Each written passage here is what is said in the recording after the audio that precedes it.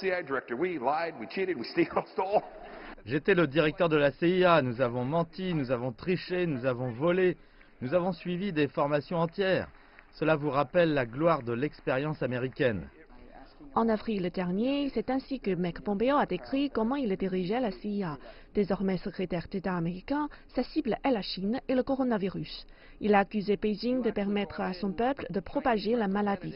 Le gouvernement chinois était au courant de ce risque, l'avait identifié, il était le premier à le savoir et il a perdu des jours précieux à l'avant, permettant à des centaines de milliers de personnes de quitter Wuhan, de se rendre dans des endroits comme l'Italie, qui souffrent maintenant tellement du virus. La porte-parole du ministère chinois des Affaires étrangères, Hua Chunying, n'a pas mâché ses mots dans sa réponse sur Twitter. Arrêtez de mentir entre vos dents. Elle a dit que les efforts de la Chine ont évité des centaines de milliers d'infections. L'évaluation est appuyée par les experts de l'OMS. Ce qu'on peut remarquer, c'est que des centaines de milliers de personnes en Chine n'ont pas contracté le Covid-19 grâce à leur réponse forte. Le plus haut diplomate américain a également accusé la Chine de désinformation et de dissimulation de la réalité. Beijing a riposté en détail. Depuis l'épidémie de coronavirus, le gouvernement chinois a transmis des informations connexes à l'OMS et à d'autres pays, y compris les États-Unis.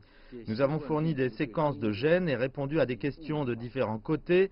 Face au coronavirus, le monde devrait coopérer au lieu d'insulter les autres et de transmettre les responsabilités.